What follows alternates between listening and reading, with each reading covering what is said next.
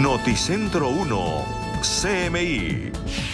Ministra de Salud advierte que déficit en el sector salud es de 5,5 billones de pesos. Carro cae al Salto del Tequendama. Bomberos trabajan en rescate. Más de 1.000 personas son víctimas de hurto en puentes de Bogotá. Le contamos cuáles son los más inseguros. Bebé de 13 meses murió en un hospital de Medellín por presunta desnutrición. La mamá también es menor de edad y está siendo atendida por las autoridades. Motociclista sobrevive a un impactante accidente en el centro de Medellín. Este jueves, día sin carro en Cali. ¿Cuáles serán las excepciones? Con Luisa Tobo. Muy buenos días, bienvenidos a Noticentro 1 CMI.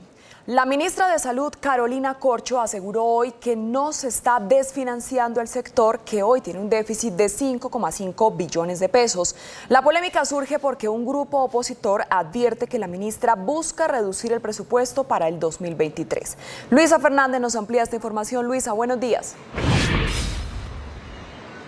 Luisa, muy buenos días. Lo primero que aseguró la ministra de Salud, Carolina Corcho, es que el sistema de salud, el sector salud en el país está en crisis precisamente por el déficit que dejó la administración anterior. Aseguran de 5,5 billones de pesos, que podría ascender a los 5,7 billones de pesos. En el informe indican que este déficit se da por pruebas de COVID-19, activos por emergencia, Plan Nacional de Vacunación, aseguramiento corriente, entre otros, y que puede aumentar hasta los 5,7 billones. Y aseguran también, entre todo esto, por las críticas que se le ha realizado en medio de un debate que ya tuvo en el Congreso de la República, que aseguran algunos agentes de oposición que está desfinanciando el presupuesto para el año 2023, pues se defendió la ministra Carolina Corcho y aseguró que, por el contrario, es uno de los presupuestos más altos que ha pedido el sector salud y que la necesidad de un presupuesto por encima de los 15 billones de pesos existe. Sin embargo, esta cifra incluso es más de la mitad de la reforma tributaria que también se está debatiendo en el Congreso de la República. Y es por eso que están llegando de tratar a acuerdos con los congresistas y con todos los agentes que participan para que el presupuesto sea de 10,6 billones de pesos. La solicitud queda en 10,6, la solicitud más grande, que es todavía muy alta. En esa discusión estamos. Es que ustedes entienden que yo recibo esto en déficit. Es muy difícil la negociación en la que estoy. Pero aún así en esto, el presupuesto proyectado es el más alto de la historia de Colombia. No es cierto, no es verdad. Todo este debate y este panorama se da en medio de la solicitud de las EPS para que el UPC, que es lo que le entrega al gobierno nacional, los recursos que entrega el gobierno nacional a las EPS por cada afiliado, aumente entre un 8 y un 15%.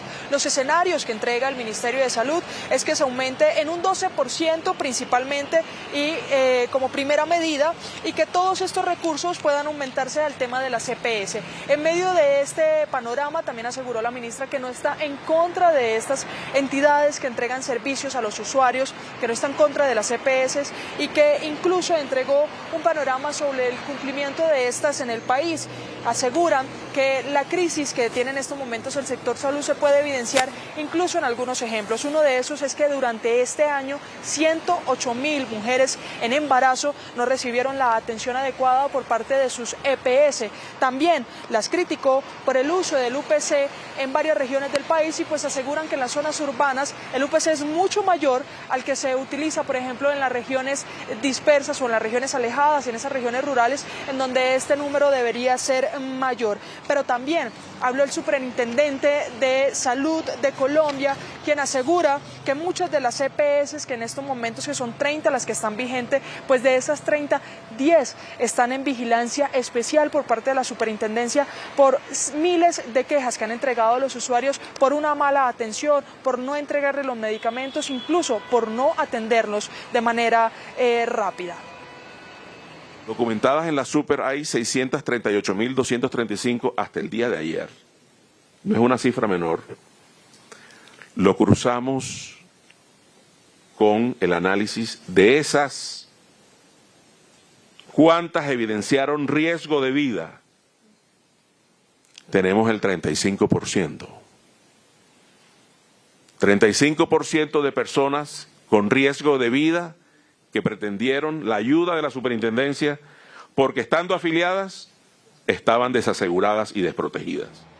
Mire, se defendió también el Ministerio de Salud y la Superintendencia en el tema de las liquidaciones de las EPS. Se aseguran que durante este mandato solo han liquidado 2 EPS que son con Familiar Huila y con Vida EPS, que es la de Cundinamarca. Sin embargo, en la administración anterior, quienes aseguran están haciendo críticas a agentes políticos, liquidaron a 14 EPS. Es decir, que con esto argumentan que no están en contra de estos sistemas, sino de que estas mismas EPS mejoren su funcionamiento y la entrega del servicio a sus usuarios. A las 12 del mediodía toda la polémica en torno al sector salud en el país. Así es, Luisa, muchas gracias. Y un bebé de 13 meses murió en un hospital de Medellín por presunta desnutrición. La mamá de la niña también es menor y está siendo atendida por las autoridades. Hernán Muñoz, muy buenos días. ¿Qué explica el hospital? Luisa, ¿qué tal? Buenos días para usted y para todos los televidentes. Originamos esta información a esta hora de la mañana desde el Centro de Convenciones de Plaza Mayor. Hace pocos minutos el gobernador Aníbal Gaviria se ha pronunciado frente a este caso. Se trata de una bebé de 13 meses quien murió por presunta desnutrición. En agosto fue a una consulta en el municipio de Vigía del Fuerte, al parecer con un cuadro bastante complejo de salud. 8 días después su estado de salud empeoró y las autoridades ordenaron su traslado hacia Medellín. Aquí fue atendida por varios días, pero en las últimas horas falleció. Las autoridades están investigando para responder a su pregunta, al parecer otras lesiones que habrían sido causadas por un chamán en medio de la cultura que tiene esta familia y en su intensa situación angustiosa por curarla. En las últimas horas, Noticentro 1 CMI ha hablado con el alcalde desde la distancia, también con la comisaria de familia, quien le ha contado a este noticiero que ya se interpuso una denuncia oficial ante la Fiscalía General de la Nación para esclarecer esta muerte de la menor. Allí, en el municipio de Vigía del Fuerte, ya son 5 casos reportados por desnutrición, un fallecimiento que es del que les estamos hablando en este momento y 4 niños indígenas. Vamos con más noticias del departamento de Antioquia, porque durante la mañana, cuando hacíamos nuestro trabajo de reportería, nos encontramos con una impactante historia. Un motociclista que salió desde su casa en el barrio Buenos Aires de Medellín y que tenía que atravesar por el centro de la ciudad, chocó contra un separador en medio del trancón y cayó al vacío. Por lo menos 10 metros cayó sobre la columna. Este hombre prácticamente estuvo a punto de morir porque cayó sobre el deprimido de la calle San Juan, una de las más transitadas de la capital de Antioquia. Lo más impactante de esta historia es que salió ileso, sin ninguna lesión, y las autoridades lo atendieron en el sitio. Los vendedores informales que allí se encontraban, que no se explican cómo este hombre no fue atropellado por los vehículos que por allí transitaban. En nuestra emisión de las 12 les contaremos más detalles, hablamos con él, las primeras reacciones después de este accidente, y seguimos aquí precisamente contando más historias relacionadas con menores, porque en el municipio de Bello la policía metropolitana rescató a un menor que al parecer habría sido secuestrado justamente en este municipio del norte del Valle de Aburrá. Por estos hechos hay una persona capturada y en las últimas horas se ha confirmado que deberá comparecer ante un juez por distintos delitos. Mientras tanto, el menor ya recibe atención médica en un hospital. Estamos en directo desde el Centro de Convenciones de Plaza Mayor. Aquí precisamente ya se inauguró esta importante convención de cambio climático que ha sido precedida por el señor gobernador de Antioquia. Esta convención internacional de emergencia climática participan expositores, empresas, comunidades y diferentes actores internacionales. Se firmarán los manifiestos Antioquia Carbono Neutro 2050 y además se busca generar un acuerdo que haga parte de la agenda política pública con miras hacia el 2040. En minutos será la intervención de la alcaldesa Claudia López, la alcaldesa mayor de Bogotá, y aquí seguiremos en este cubrimiento especial de esta convención a la que asistirán diferentes delegados del Ministerio de Ambiente, pero también algunos delegados internacionales que hoy son los voceros y los garantes de estos retos del cambio climático. Me despido. Hernán, muchas gracias, seguimos muy atentos. Bloqueo de vías hoy en el suroccidente de Barranquilla. Mientras arrecian las lluvias, se agravan los problemas de deslizamientos y se presentan nuevas emergencias por arroyos. Jorge Castro tiene el reporte. Jorge, buenos días. Muchas gracias, Luisa. Muy buenos días. Las viviendas continúan cayendo aquí en el suroccidente de Barranquilla, no solamente en la Loma de la Manga, también en Nueva Colombia, en la zona conocida como Loma Roja, en Ciudad Modesto, en Carrizal. Se vienen presentando situaciones ya de deslizamientos de tierra. Pero que sea Francia Patiño, una damnificada, una de las personas afectadas. Doña Francia, buen día. Buen día. Doña Francia, ¿dónde quedaba su casa? ¿Cuál era su casa? Acá mismo, acá donde se ven en esas paredes, ahí vivía yo. Bueno, ¿qué ha pasado en el transcurrir de estos 8 días desde que se cayó su casa? Bueno, acá la gente en la calle pasando necesidades, ha seguido deslizando el terreno, ha afectado más viviendas, más familias han tenido que salir a la calle, a la intemperie con las lluvias, con las necesidades, el hambre, porque aquí el gobierno no ha venido a hacer nada ni a ayudarnos en nada. Se apareció un día el alcalde y no por aquí más nada, con la promesa que hizo ayudar a la gente, a la comunidad, y hasta el sol de hoy no se ha venido a presentar ni ha cumplido ninguna de las funciones que iba a hacer acá con la gente. Doña Francia, a ustedes le prometieron un arriendo por 3 meses, 350.000 pesos mensuales. ¿Qué ha pasado? ¿Tampoco ha habido ese tipo de ayuda? Bueno, señor, como le digo, esa es una de las ayudas que dijo el alcalde que nos iba a dar, y hasta ahora ninguna de esas ayudas nos ha dado. Muchas gracias, doña Francia Patiño.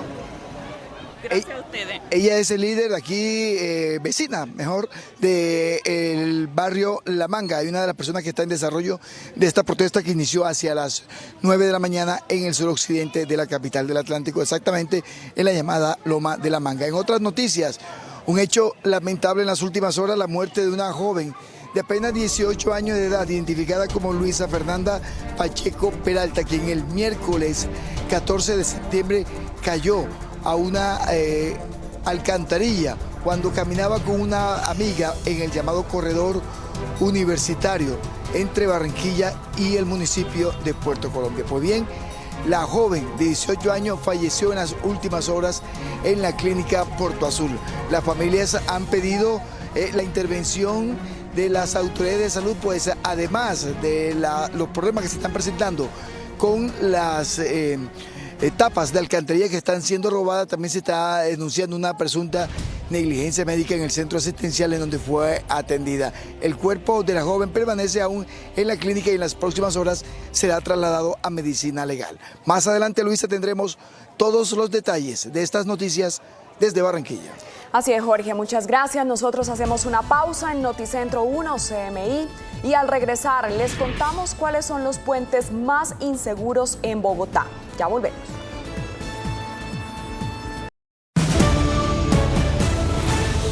Seguimos en Noticentro 1 CMI. Según cifras conocidas por la Policía Metropolitana de Bogotá, en lo corrido del año han atracado a más de 1.000 personas en puentes vehiculares y peatonales. En promedio, cada día se reportan 4 casos de hurto. La constante inseguridad en los puentes de Bogotá sigue aumentando. Los atracadores se aprovechan de estos espacios para hurtar bicicletas y dispositivos móviles a los ciudadanos que transitan por estos corredores. Las localidades más afectadas son Fontibón, Engativá y Suba. De enero a julio de este año, en los puentes vehiculares han atracado a más de 650 personas y en los puentes peatonales más de 370. Esto obviamente es preocupante e invitamos a la administración a que efectivamente genere lineamientos para recuperar el espacio perdido en esos puentes vehiculares o peatonales. Los ciudadanos señalan la falta de seguridad en estos espacios. Después de las 6 de la tarde no son seguros. Por acá atracan mucho en fin de noche. Por las noches es muy oscuro. Inseguros, porque atracan mucho. Porque no hay autoridad, no hay nada. Los capitalinos hacen un llamado a la presencia de las autoridades y mayor iluminación en estos sectores. Y mañana se realizará el Día Sin Carro y Sin Moto en Cali. Al menos 1 millón de vehículos saldrán de circulación. Sebastián, muy buenos días. ¿Cuál es el horario de la restricción? Luisa, televidentes, muy buenos días. El día sin carro y sin moto comenzará a partir de las 7 de la mañana y se extenderá hasta las 7 de la noche. Quien infrinja esta medida deberá cancelar una multa de hasta 15 salarios mínimos diarios legales vigentes e incurrirá con la inmovilización de su vehículo. Hay 28 excepciones, como aquellos vehículos que transportan a las autoridades, es decir, al alcalde o a la gobernadora del Valle del Cauca, también a distintos organismos de control, de los organismos de socorro y las autoridades como la policía, el cuerpo de bomberos voluntarios. También es importante resaltar que también se puede movilizar el transporte escolar, los domiciliarios, también personas que lleguen o tengan que salir hacia el Aeropuerto Internacional Alfonso Bonilla Aragón, debidamente certificados, deben comprobar que por eso se están movilizando. El personal de la salud también plenamente identificado y por supuesto los medios de comunicación cuyos vehículos estén plenamente identificados con sus credenciales. Adicional a eso, el sistema de transporte masivo mío habilitará una flota de 690 buses entre las 5 de la mañana hasta las 11 de la noche. Dada una contingencia, tendrán otro parque automotor de aproximadamente unos 40 automotores listos para salir a prestar el servicio y atender la demanda. Pero precisamente sobre eso hoy hay una problemática que genera preocupación y es que los trabajadores de uno de los operadores del sistema de transporte masivo mío se encuentran en paro. Ellos decidieron hacer este cese de actividades porque les deben su salario. Por eso a esta hora nos acompaña don Fanor Calero. Bienvenido a Noticentro 1 CMI. Don Fanor, ¿cuánto les deben y ustedes qué es lo que están reclamando? Nosotros estamos reclamando legalmente la quincena última del 30 de agosto de este año y la primera de septiembre, más la prima de ahora del 22 de junio y cesantías. Ustedes también están denunciando despido de sus compañeros.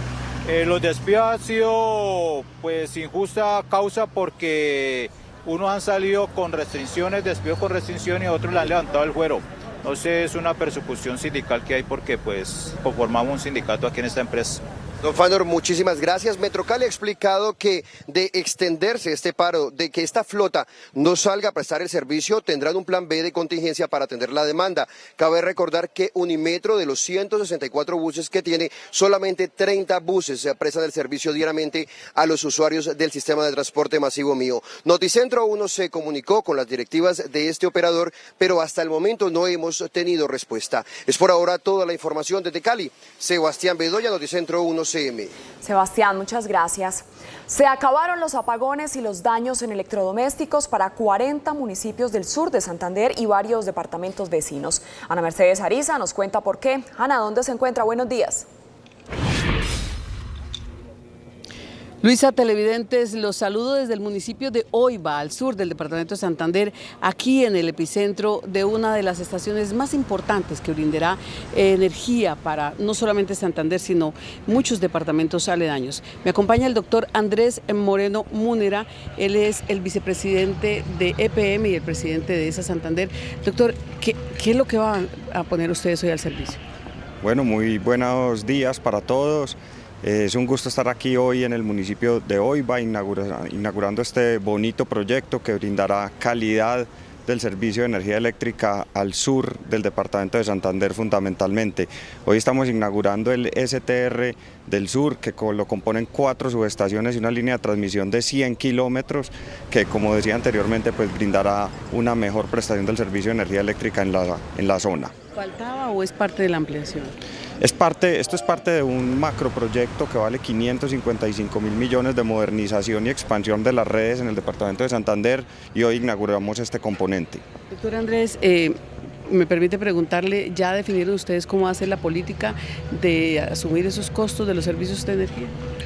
Pues estamos en este momento dentro del periodo de análisis que dio el gobierno nacional, la CREC fundamentalmente, el análisis de las resoluciones nuevas emitidas en días pasados y estamos revisando las medidas a tomar en este momento. ¿Qué le dice a la gente que está esperando esa respuesta? ¿Qué le dice EPM? No, en este momento no me puedo anticipar. Dentro del marco del grupo EPM tenemos equipos especializados en los temas de regulación y como le decía, se está analizando todas estas nuevas regulaciones para tomar las decisiones y revisar qué impacto efecto tendrán finalmente sobre los usuarios. Bueno, muchísimas gracias, doctor Andrés. Más detalles de esta importante noticia, repito, que brindará energía para Santander y varios departamentos cercanos en esta región, afectados también a veces por la falta de fluido eléctrico, en minutos. Es todo por el momento desde OIVA Santander para Noticentro 1 CMI.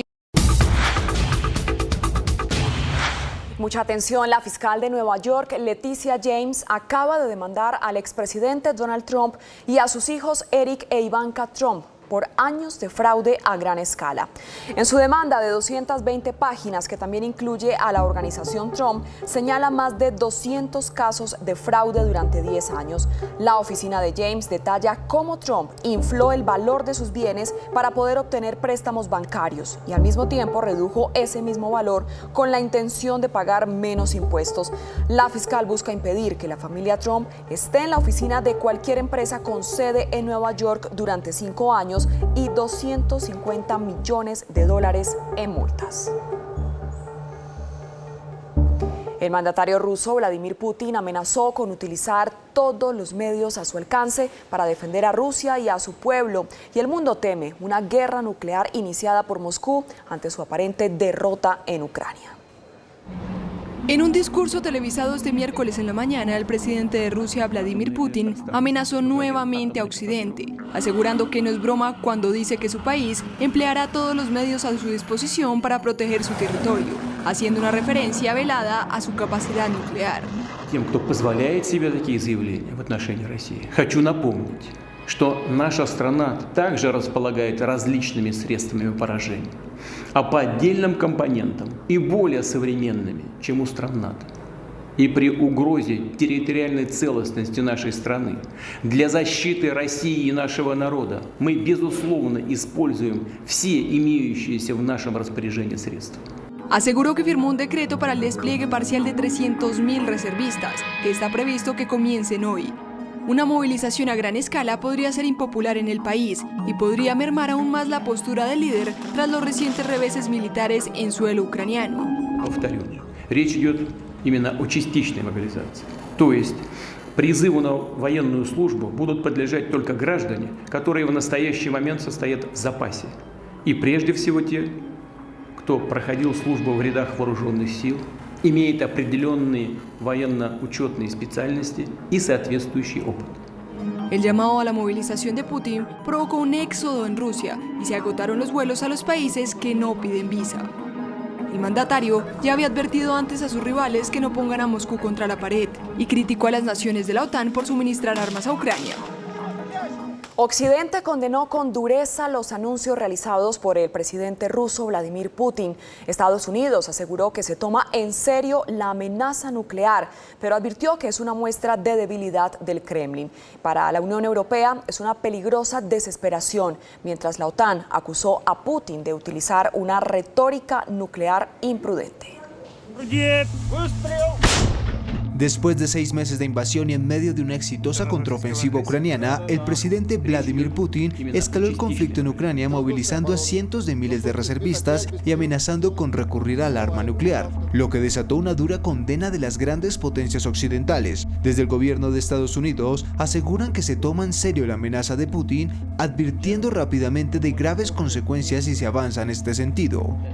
Según afirmó John Kirby, portavoz del Consejo de Seguridad Nacional de la Casa Blanca, esta es una retórica irresponsable, pero que no es atípica de Moscú. Mientras la embajadora de Estados Unidos en Ucrania, Bridget Brink, aseguró que la movilización parcial ordenada por el presidente ruso es un signo de debilidad. El jefe de la OTAN, Jens Stoltenberg, aclaró con severidad que el eventual uso de armamento nuclear tendría consecuencias sin precedentes para Rusia, advirtiendo que Putin sabe muy bien que una guerra nuclear nunca debe librarse y no puede ganarse. Stoltenberg acusó a Moscú de utilizar una retórica nuclear peligrosa e imprudente. El presidente ucraniano Volodymyr Zelensky, por su parte, no cree que Rusia vaya a usar armas nucleares, considerando que el mundo no dejará que eso ocurra. Incluso China, aliado clave de Rusia, pidió un alto al fuego a través del diálogo y la consulta para encontrar una solución que se adapte a las preocupaciones legítimas de seguridad de todas las partes lo antes posible. Los precios del petróleo y el gas han registrado fuertes subidas desde que el presidente ruso Vladimir Putin ordenó una movilización parcial de 300.000 reservistas para mantener los territorios ocupados en Ucrania. El barril de petróleo de referencia Brent en Europa llegó a dispararse hasta un 2,5%, mientras el gas holandés avanza un 5%. La bolsa rusa, por su parte, ha profundizado su caída tras el anuncio de Putin, cuando sus dos principales índices de referencia perdieron un 13% en 2 días. Joe Biden, en su discurso ante la Asamblea de la ONU, arremetió contra Rusia y denunció las amenazas nucleares de Putin contra Occidente. Russia has shamelessly violated the core tenets of the United Nations Charter. Just today, President Putin has made overt nuclear threats against Europe and a reckless disregard for the responsibilities of the non-proliferation regime. Now, Russia is calling up more soldiers to join the fight, and the Kremlin is organizing a sham referenda to try to annex parts of Ukraine. El huracán Fiona ascendió a categoría 4 y amenaza con llegar a las Islas Bermudas. El Centro Nacional de Huracanes de Estados Unidos informó que Fiona se convirtió en huracán de categoría 4 después de azotar las Islas Turcas y Caicos y de causar varios muertos, inundaciones y graves daños materiales a su paso por Puerto Rico y República Dominicana. Los vientos sostenidos de Fiona alcanzan los 210 km por hora, con ráfagas que alcanzan los 250 km por hora. Según las autoridades de las Islas Turcas y Caicos, no se reportaron muertes ni heridos graves, solamente se han presentado cortes de energía. El Departamento de Estado de Estados Unidos emitió un aviso de viaje instando a los ciudadanos estadounidenses a reconsiderar los viajes a las Bermudas debido a la proximidad del huracán Fiona. Además, autorizó a los miembros de la familia y el personal del gobierno a abandonar las Bermudas debido al posible impacto del huracán. Fiona pasará las Bermudas hacia el oeste como un huracán de categoría 4. Además, continuará su trayectoria hacia el norte y comenzará a impactar en el Atlántico de Canadá el viernes y el sábado por la noche como un poderoso ciclón con fuerza de huracán. El Papa Francisco habló de los cuerpos torturados hallados en Ucrania tras la retirada rusa. Aseguró que es una barbarie y una monstruosidad. Vorrei fare presente la terribile situazione della martoriata Ucraina. Il cardinal Krajewski è andato lì per la 4ª volta. Ieri mi ha telefonato. Lui sta spendendo tempo lì aiutando nella zona di Odessa e la vicinanza, e mi ha raccontato il dolore di questo popolo, le salvagità, le mostruosità, i cadaveri torturati che trovano. Uniamoci a questo popolo così nobile e martire. Ministra de Salud advierte que déficit en el sector es de 5,5 billones de pesos. Carro cae al Salto del Tequendama. Bomberos trabajan en rescate. Militar desertor intenta robar taxi en el sur de Bogotá y deja herido al conductor. Bebé de 13 meses murió en un hospital de Medellín por presunta desnutrición. La mamá también es menor de edad y está siendo atendida por las autoridades. Motociclista sobrevive a un impactante accidente en el centro de Medellín. Este jueves, día sin carro en Cali. ¿Cuáles serán las excepciones? Con Luisa Tobo. Seguimos en Noticentro 1 CMI. La ministra de Salud, Carolina Corcho, aseguró que no se está desfinanciando el sector, que hoy tiene un déficit de 5,5 billones de pesos. La polémica surge porque un grupo opositor advierte que la ministra busca reducir el presupuesto para 2023. Luisa Fernández tiene los detalles. Luisa, buenas tardes. Luisa, asegura la ministra de Salud que para entender por qué el sistema está en crisis dio varios ejemplos. El primero es que más de 108.000 mujeres en embarazo no recibieron una atención oportuna y que esto aumentó la tasa de mortalidad. Lo segundo es que 56 municipios del país no cuentan con IPS. Ante las críticas de la oposición sobre el presupuesto del sector salud, la ministra aclaró que solo para esa cartera se necesitan 15 billones de pesos para 2023, una cifra que es más de la mitad de lo que recaudaría la reforma tributaria. Por eso se debate un valor menor. La solicitud queda en 10.6, la solicitud más grande, que es todavía muy alta. En esa discusión estamos. Es que ustedes entienden que yo recibo esto en déficit. Es muy difícil la negociación en la que estoy. Pero aún así en esto, el presupuesto proyectado es el más alto de la historia de Colombia. No es cierto, no es verdad. En crisis estaría el sistema de salud por el déficit de 5.5 billones de pesos para lo que queda del año, que asegura este mandato dejó la administración anterior. Estamos entrando a negociar un presupuesto con un déficit que ya se proyecta inclusive a 5.7 billones. Eso es entrar a una cancha con 2 goles en contra. En medio de este panorama, las EPS solicitan un aumento en la UPC, que son los recursos que el gobierno le gira a estas entidades por cada afiliado. Desde el Ministerio de Salud entregaron 2 escenarios, un posible aumento del 12% y otro del 14.97%. Sí tenemos que hacer un aumento, porque es que la UPC ya se había aumentado en más de 15 puntos el año pasado. Ya estamos aumentando del 8.5 al 2, ese fue por encima de la inflación. En las declaraciones, el superintendente de salud le envió un mensaje a 10 de las 30 EPS vigentes que actualmente están en vigilancia especial por incumplimiento. Las deudas que conglomeran estas entidades superan los 4 billones de pesos, están casi en los 5 billones y tienen casi 8 millones de afiliados. Es decir, 8 millones de afiliados en Colombia están en entidades que están bajo vigilancia especial.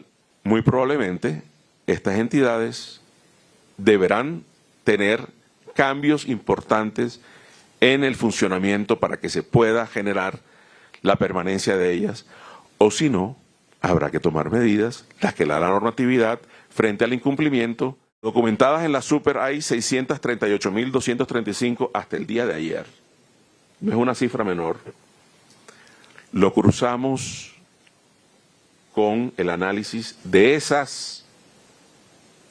¿Cuántas evidenciaron riesgo de vida? Tenemos el 35%.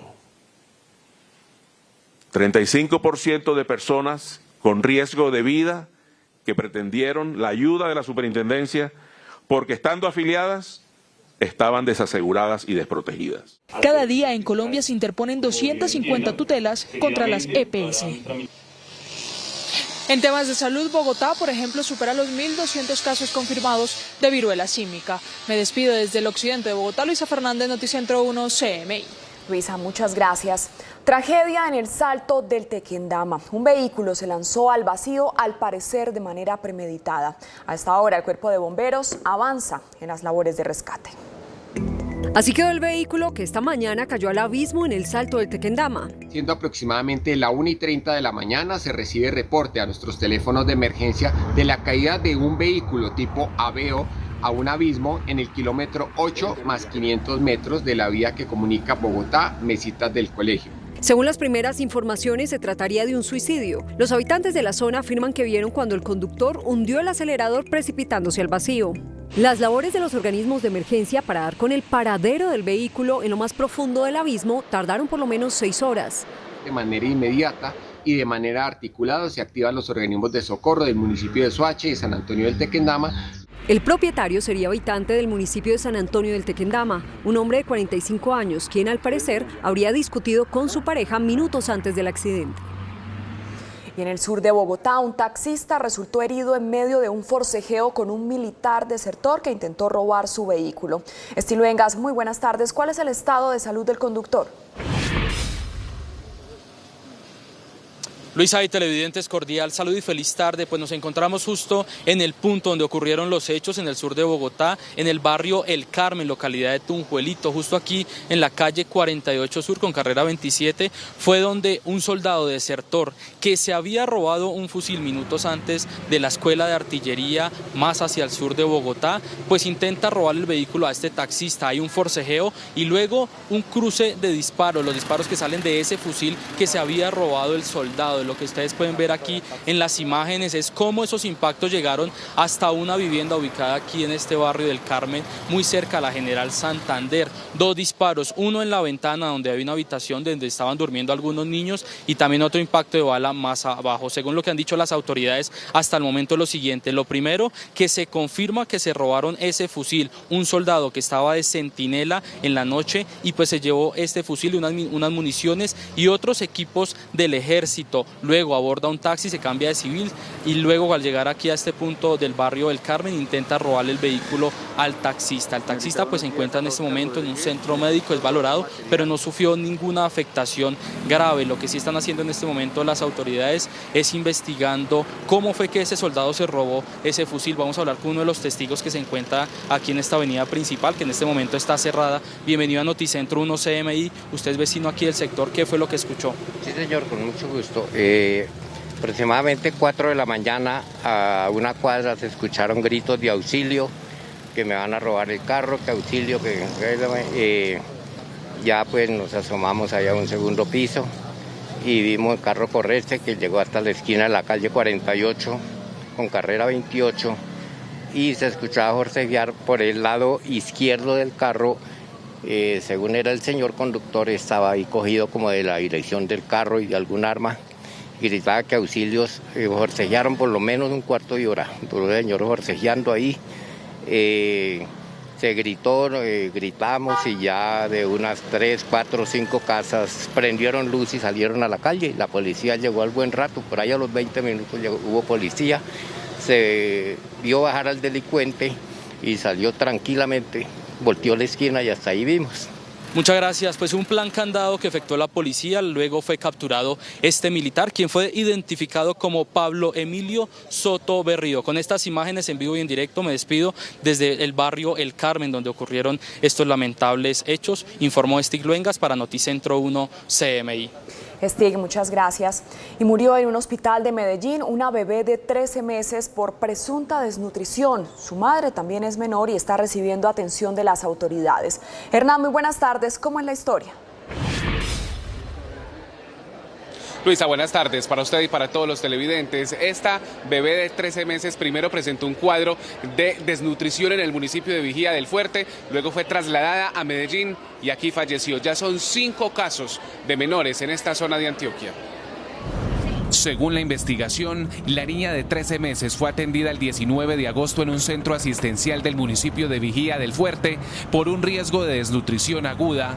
Una semana después, el estado de salud de la menor empeoró y fue trasladada hacia un hospital de Medellín y en las últimas horas falleció. No podemos aceptar la muerte de un solo niño por desnutrición en Antioquia. Así que vamos a hacer todo un seguimiento a ese caso para definir dónde pudo haber estado la falla y qué tiene que hacerse para evitar que pueda suceder en el futuro. Las autoridades investigan si la menor sufrió algunas lesiones provocadas por un procedimiento hecho por un chamán antes de ser trasladada. Una sola muerte evitable tiene que ser la concentración de la acción del gobierno. Las autoridades investigan la causa final de la muerte.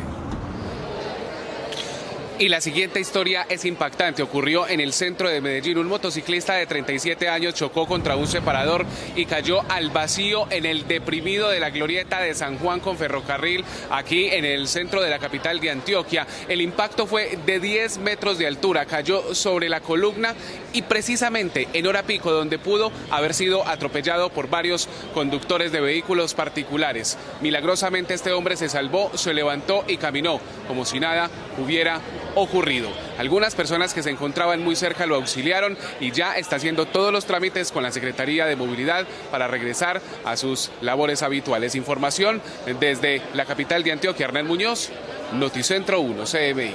Hernán, muchas gracias. Bloqueo de vías hoy en el suroccidente de Barranquilla. Mientras arrecian las lluvias, se agravan los problemas de deslizamientos y se presentan nuevas emergencias por arroyos. Jorge Castro tiene el reporte. Jorge, muy buenas tardes.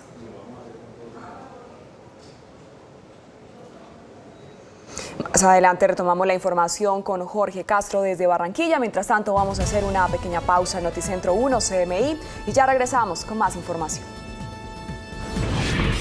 Vamos al frente. En Cali mañana se vivirá una nueva jornada de días sin carro. Ya regresamos.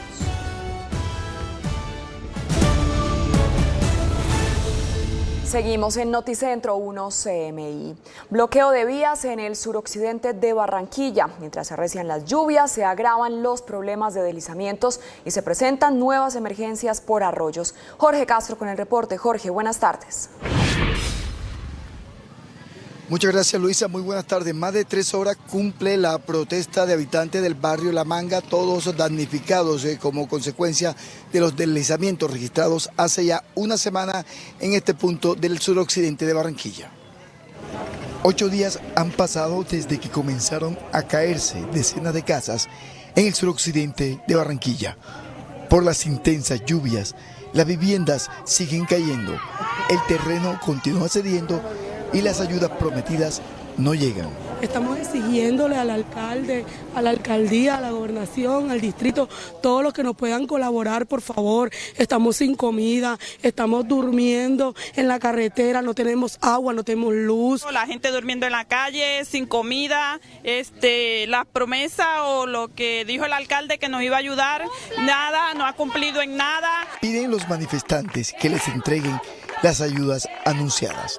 Hasta problemas de inseguridad se están presentando en el sector de deslizamientos, pues delincuentes tienen azotados al barrio y se llevan sus pocas pertenencias. No tenemos tubería. Los niños tienen que hacer sus necesidades en periódico, tirarlos para allá atrás. No tenemos baño porque no tenemos servicio de baño. Señor alcalde, le decimos que estamos pasando necesidad. Póngase su mano en el corazón. Mientras tanto, al arreciar las lluvias, también se han presentado nuevas emergencias por arroyos. Ayer, 5 vehículos fueron rescatados de las fuertes corrientes en el norte de la ciudad. Según el censo oficial de la alcaldía de Barranquilla, ya son más de 300 las viviendas afectadas como consecuencia de estos deslizamientos en el suroccidente. Noticias desde Barranquilla con Jorge Castro, Noticentro 1, CMI. Jorge, muchas gracias. Y en Cali se realizará este jueves el día sin carro y sin moto. La norma será desde las 7 de la mañana hasta las 7 de la noche. Sebastián Bedoya con los detalles. Sebastián. Hola Luisa, televidentes, muy buenas tardes. Y quien infrinja esta norma deberá pagar una sanción económica. Además, su vehículo será inmovilizado. Al menos 1 millón de vehículos no podrán circular por las vías de Cali entre las 7 de la mañana y las 7 de la noche este jueves 22 de septiembre. Quienes infrinjan la norma deberán pagar un comparendo de 15 salarios diarios mínimos legales vigentes e incurrirá con la inmovilización del vehículo. Para reconciliarnos ambientalmente en la ciudad de Cali, para reducir las emisiones de gases de efecto invernadero, para reducir la contaminación por ruido, para reducir las micropartículas en la atmósfera que provocan enfermedades de tracto respiratorio como neumonías y bronquitis, para reconciliarnos con un planeta Tierra que le está diciendo hace ya mucho rato que el motor de combustión interna que funciona con combustibles fósiles debe ser progresivamente reemplazado por carros de cero emisión. Sin embargo, algunos conductores tienen su opinión en contra de la medida por las dificultades que pueden tener en sus desplazamientos. Pero es un poco difícil porque la situación está un poco complicada, a veces no hay para el taxi, no hay, entonces es difícil. Pues qué horrible. ¿Por qué? Pues para los que trabajamos con la moto. Entonces, ¿cómo lo movilizamos? El mío estará funcionando con 690 buses desde las 5 de la mañana hasta las 11 de la noche y hay 28 excepciones como carros de servicio público, transporte escolar, personal de la salud debidamente acreditado, servicios públicos, así como las autoridades y organismos de socorro y control. También se podrán movilizar aquellas personas que lleguen o se desplacen hacia el Aeropuerto Internacional Alfonso Bonilla Aragón o tengan algún procedimiento o cita médica, claramente debido que deben acreditar su desplazamiento. Pero hay una otra preocupación y es que algunos trabajadores del operador del Mío Unimetro se encuentran en paro por la falta del pago de sus salarios. Así permanecen algunos conductores del MIO adscritos al operador Unimetro reclamando el pago de sus salarios. Son al menos 25 funcionarios afectados. Nos deben la quincena del 30 de agosto y la primera de septiembre, además de la prima ahora de junio 22 y cesantías con las creencias laborales que cubren falta de dotación, pago de seguridad social. Este operador cuenta con 164 articulados, pero solo circulan 30 diariamente, y de frenar toda la flota, Metrocali aseguró que tiene un plan habilitado para atender la demanda durante el día sin carro. Tendríamos que asumirlos y tener un plan B con los otros 3 concesionarios para que posibilite, digamos, la movilidad y la prestación de servicio de ese día. Noticentro 1 CMI se comunicó con las directivas de Unimetro, pero no hubo respuesta. Desde muy temprano habrá controles en toda la capital del Valle del Cauca para verificar el cumplimiento del día sin carro, que comienza a partir de las 7 en punto de la mañana. Aquellos vehículos que no estén exentos de esta norma no podrán ingresar aquí a Cali. Es por ahora toda la información. Nosotros estaremos, por supuesto, muy pendientes de esta medida. Sebastián Bedoya, Noticentro 1 CMI. Sebastián, muchas gracias. El gobierno español acaba de condenar enérgicamente el anuncio del presidente ruso Vladimir Putin de anexar por referendo la región del Donbass.